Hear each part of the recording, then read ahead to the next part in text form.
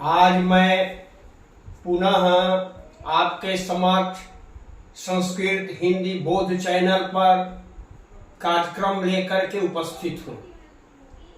पिछले वीडियो में मैंने 3 लकारों का ज्ञान दे चुका हूँ, जिसमें लट, लृट और लंग लकार का ज्ञान मैं दे चुका हूँ।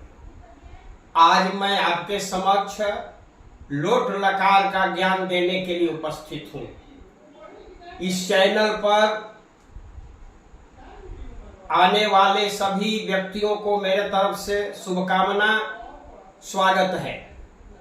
हमारे बच्चे जब संस्कृत सीखना चाहेंगे, उनके लिए लकारों का ज्ञान बहुत आवश्यक है। बाद में बहुत से ऐसे विषय हैं, उनका ज्ञान धीरे धीरे दिया जाएगा, उसमें संदेह की बात नहीं है। आज मैं लोट लकार के बारे में मैं बता रहा हूं। लोट लकार जो होता है वह आशीर्वाद अर्थ में और आज्ञा के अर्थ में लोट लकार होता है।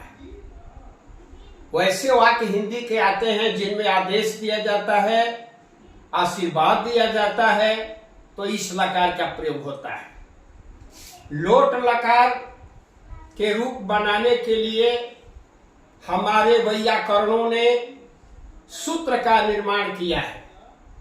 धातुओं के अंत में जोड़ देने से रूप बन जाता है। यह सूत्र है आपको तू ताम अंतु ही तम त आनी आव आम। ही के जगह पर अ भी होता है, तो यह सूत्र है। धातुओं के अंत में जोड़ देने से रूप तैयार होता है। जैसे मैंने नीचे लिखा है पठ धातु, तो पठतु पठताम पठंतु, पठ पठतम पठत, पठानी पठाव पठाम, यह रूप हो गया। लोट लकार में कहीं भी विसर्ग का प्रयोग नहीं होता है। बच्चों को याद रखना चाहिए कि लोट लकार में कहीं भी विसर्ग का प्रयोग नहीं होता है।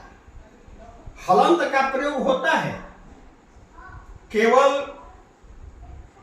2 जगह, जैसे पठतु पठताम में होता है और पठतम में होता है, और जगह हलंत कहीं भी नहीं होता है। तो रूप याद करने में भी उन्हें आसानी होती है। जब इस तरह से रूप को वे समझेंगे तो उनको तनिक भी संदेह नहीं होगा और आसानी से वे रूप याद कर सकते हैं। मान लीजिए कि अब वाक्य बनाना हो, तो अज्ञार्थक वाक्य तो बहुत से हैं। जैसे मान लीजिए मैं यहां एक वाक्य लिख रहा हूं, तुम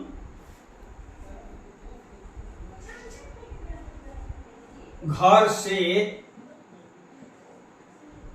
पानी लाओ। यह आपको वाक्य है हिंदी का।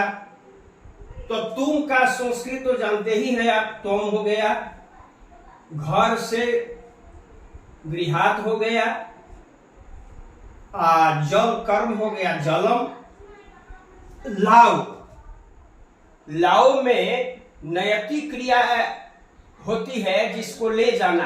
आनयति माने लाओ, तो आनयतु आनयताम आनयंतु आनय, जलम आनय, आनय हो जाएगा। क्योंकि त्वम है तो मध्यम पुरुष एकवचन का रूप आनय होगा। तुम घर से जल लाओ, यह वाक्य हो जाएगा। दूसरा देखिए, वे लोग सुखी हों, वे लोग सुखी हों, यह आशीर्वाद हो गया। वे लोग सुखी हों, यह आशीर्वादात्मक वाक्य हुआ। तो वे लोग का हो गया ते, ते है सुखिनः, सुखिनः। हूं का मतलब भवन्तु, भवतु भवताम भवन्तु, वे लोग सुखी हों। ते वे लोग का हो गया ते, सुखी का हो गया बहुवचन सुखिनः, भवन्तु माने हो, वे लोग सुखी हों। इस लकार में वैसे भी वाक्य आते हैं जिनमें कर्ता का लोप होता है। केवल कह दिया जाएगा कि विद्यालय जाओ, विद्यालय जाओ, ऐसा भी वाक्य बोला जा सकता है। इसमें कर्ता नहीं है, लेकिन जाओ क्रिया के माध्यम से हम समझ जाएंगे कि यह लोट लकार है। तो वहां हम लिखेंगे विद्यालयम, विद्यालयम गच्छ। यहां तुम कर्ता छिपा है, इसलिए यहां गच्छ लिखा जाएगा कि तुम विद्यालय जाओ, त्वम विद्यालयम गच्छ। जैसे एक श्लोक आता है, सर्वे भवन्तु सुखिनः। सर्वे माने सभी, सुखिनः माने सुखी, भवन्तु माने हो।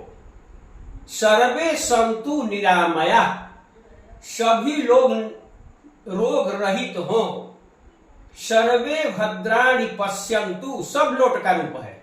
सर्वे माने सभी, भद्राणि माने कल्याण को, पश्यन्तु माने देखें। सर्वे भद्राणि पश्यन्तु मां कश्चित दुख भाग भवेत्, कोई भी दुख का भागी न हो। तो यहां भवेत जो शब्द है वह लोट लकार का नहीं है, यह विधि लिंग का हो गया।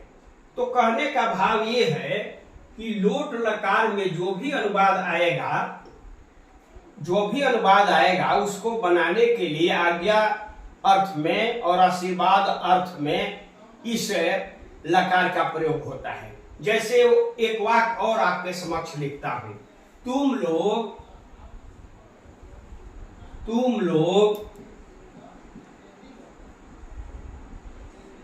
झूठ मत बोलो, यह वाक्य हो गया। तो तुम लोग का तो संस्कृत आप जानते हैं जूयम, तुम लोग, तुम लोग। झूठ का हो जाता है असत्यम, असत्यम।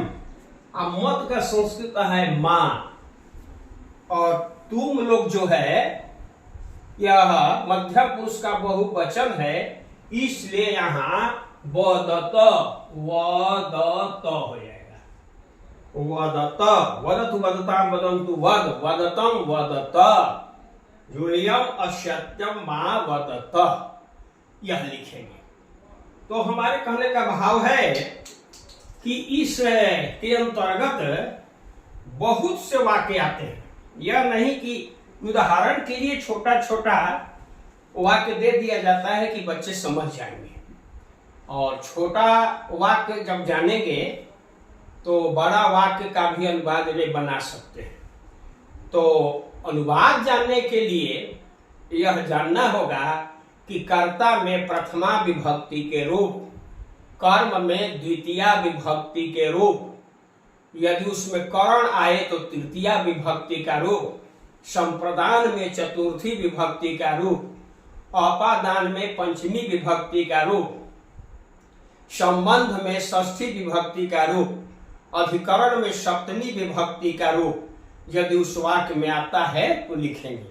उस वाक्य में यदि क्रिया विशेषण आता है तो उसमें द्वितीय एक वचन का रूप नपुंसक लिखते हैं। द्वितीय एक वचन नपुंसक का रूप लिखते हैं यदि क्रिया विशेषण आता है। तो क्रिया विशेषण को पहचानना होगा, क्रिया विशेषण किसे कहते हैं, बाद में इसके बारे में मैं विस्तृत से चर्चा करूंगा। अब बात यह है कि उसमें विशेषण भी आ सकता है। तो विशेषण के लिए किसका विशेषण है वह कर्ता का विशेषण है कि कर्म का विशेषण है कि करण का विशेषण है, किसी भी कारक का विशेषण आ सकता है। जैसे मान लीजिए कि मैं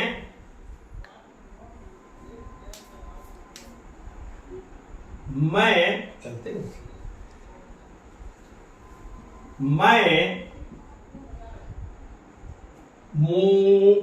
मोटी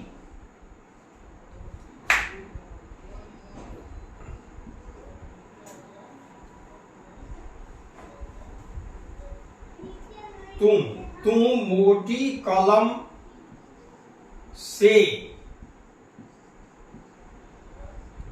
लिखो, तो तुम का मतलब तो तुम हो ही गया। मोटी कलम, कलम से यहां करण कारक है, तो मोटी जो है सो विशेषण है, तो इसमें भी तृतीया का रूप लिखेंगे, स्थूलेन,